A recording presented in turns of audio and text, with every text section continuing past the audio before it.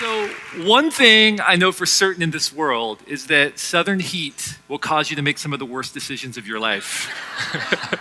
And the particular situation I have in mind was a couple of years ago, my family and I were at Disney World in Orlando, and the particular terrible decision was ducking into a gift shop to get out of the heat, all right? Now, I don't know about you, but I tend to avoid gift shops at all costs. I think they're designed solely for the purpose of grabbing me by the ankles and shaking me upside down to see what's left in my pockets. But on this day it was hot. My family wanted to go in to get out of the heat, so we walk into the gift shop, and I'm basking in my personal igloo under an air conditioning duct, and I look up, and I happen to see what I have since come to refer to as the perfect t-shirt. So I'm gonna show it to you, and I'm gonna describe to you why I think this is in fact the perfect t-shirt. It's called How to Draw Darth Vader, all right? So the first panel says, start with the head and body. So far, so good.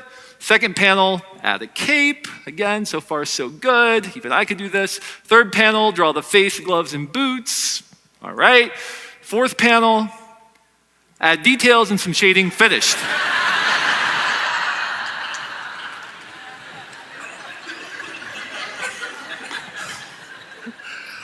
I think I laughed so hard I snorted when I saw this. I think this is a perfect t-shirt for a couple of reasons. First of all, come on, it's just funny, right? It's just funny. But second of all, I think this is often how we talk about the creative process, isn't it? We talk about things like, especially people in our organizations, let's have a vision. Let's determine the problem we're solving. Let's get the right people in the room, and voila, brilliant work pops out the other side. Who knew it was so easy to do brilliant creative work? But those of us in the trenches, friends, we all know that the brilliant work all happens between panels 3 and 4. Yes. And it's the result of a lot of really talented, driven, dedicated people doing whatever is necessary to make it happen. And that's admirable. But especially when we're commercializing our art, there are any number of pitfalls that we can encounter in between panels 3 and 4. And we have to be very careful to be aware of those pitfalls, or we can easily disqualify our body of work. I've spent the last 20 years of my life leading creative teams and studying creativity and innovation, but a very specific kind of creativity among those who have to go to work, who have to solve problems every day. How many of you solve problems as a function of your job? How many of you solve other people's problems every day? All right, one final question.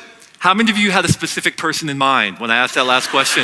Yeah, it's what we do. We solve problems. But again, with that comes all of these pitfalls and pressures. I was reminded of a story of a young musician as I was thinking about what I wanted to share with you. July of 1967, this musician was presented with the opportunity of a lifetime. It was the chance to tour as the opening act for one of the most popular bands of the day. I mean, this band wasn't just popular.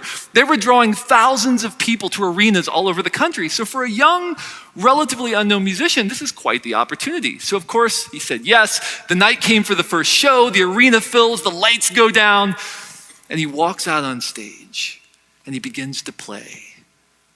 And the crowd goes silent for about 3 songs.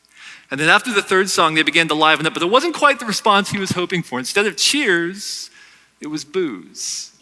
Boos as in booing, not as in, that would have been more fun, not that kind of boos. But like a pro, he finished the set, put down his guitar, walked off stage, completely distraught. Could you imagine how this would feel? To be booed off stage. This is my big moment. And I got booed off stage in front of thousands of people.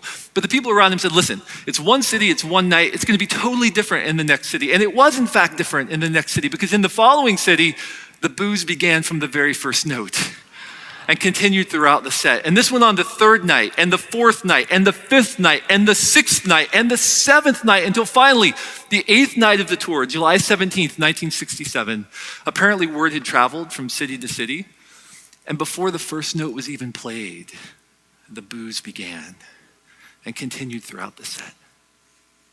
And by this point, he'd had enough. I think any of us would have had enough by this point. As legend has it, he put down his guitar, may or may not have waved a profane gesture at the audience, and turned around and walked off stage and quit the tour, never again to open for this massively popular band. Can you imagine how that would feel?